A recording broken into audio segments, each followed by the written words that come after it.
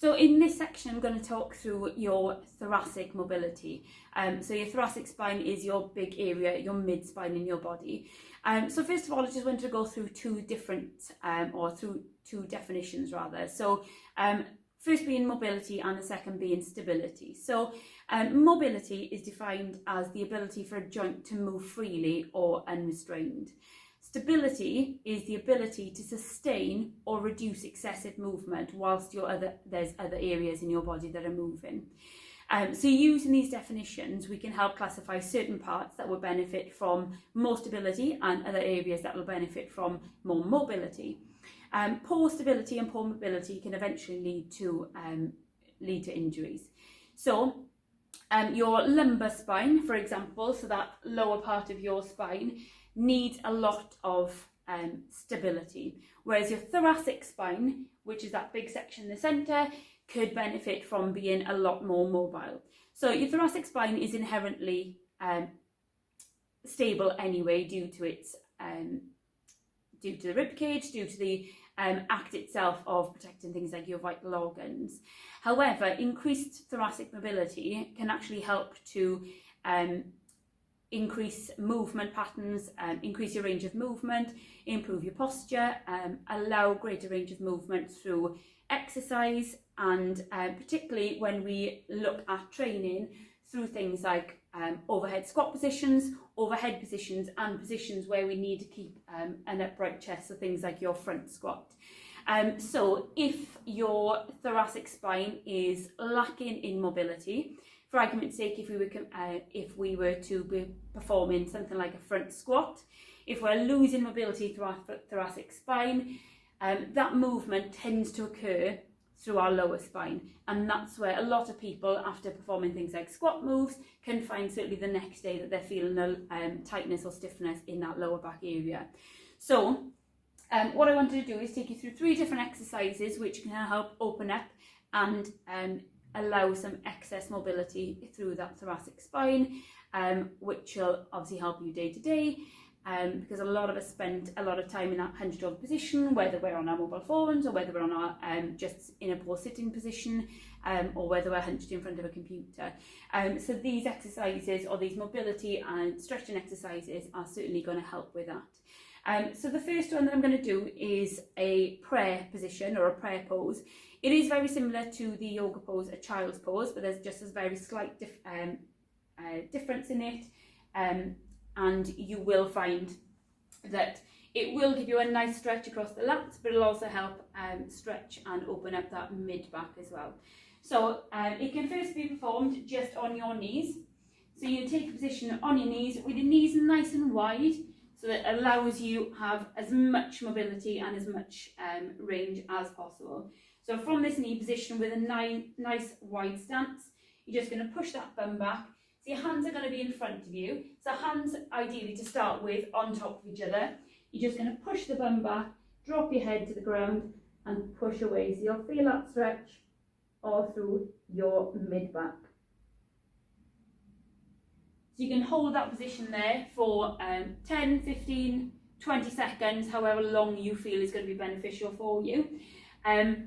And there's a few ways then that you can enhance that stretch. So if you feel that you've got slightly more range, or you're not feeling enough stretch in that position, then you can do it in a few different ways. So first of all, you can increase the range or the level of your hands. So if you've got a foam roller, or you've got something that you can use to increase your position of your arms, you can do the exact same thing there. So you go back in that position, so thumbs facing the ceiling or hands nice and narrow. So just having those hands or those arms raised will allow a bit more range of movement to that back. You can also play around with your hand width, so taking your hands a little wider or taking them narrower.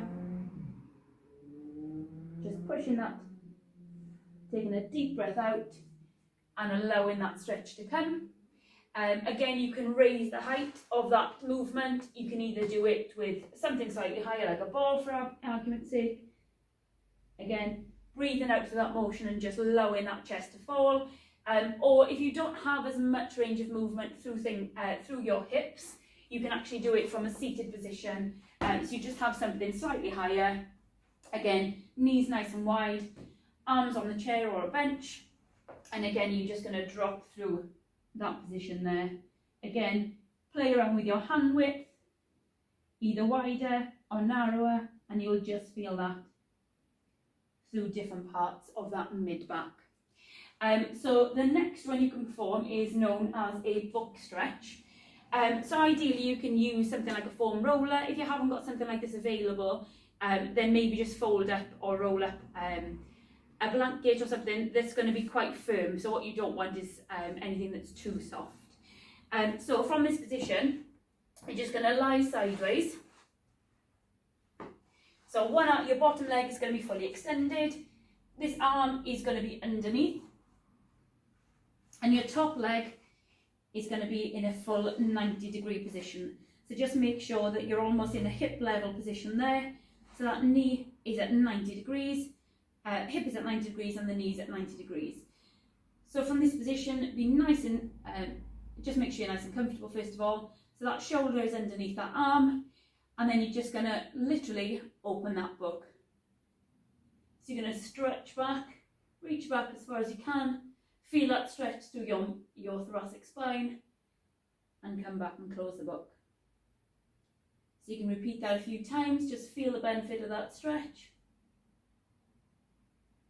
All that time ensuring that knee isn't moving, so you don't want any sort of rotation there, and you don't want that knee lifting off that support. So you can just repeat this on both sides as many times as you need to, as many times as you feel is beneficial. So the other thing that you can look to do is, some people will use a foam roller, but using something like this peanut is a really good mobility tool, especially for the lower back.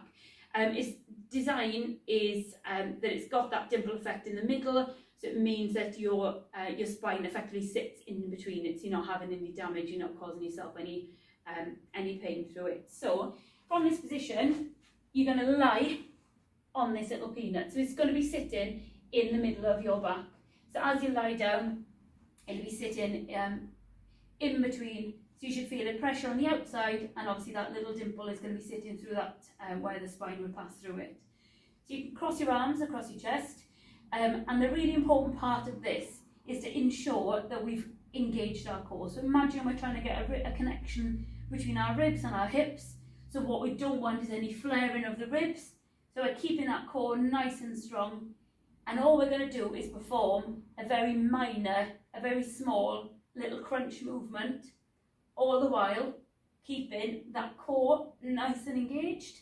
So what we don't want is any flaring of the hips. It's a very small movement. So you can perform that maybe 10-15 times. Then all you'll do is just gradually move a little lower, allow that peanut to move further up your thoracic spine, and again, bracing the core and just having very small hinge movements through that spine. A little bit further up again.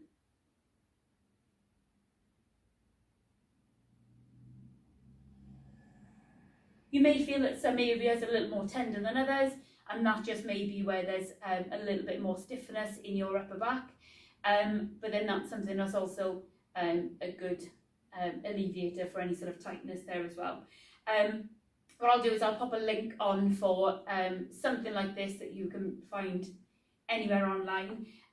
But investing in something like that, if you're looking to improve your thoracic mobility, is certainly going to be something that's beneficial for you.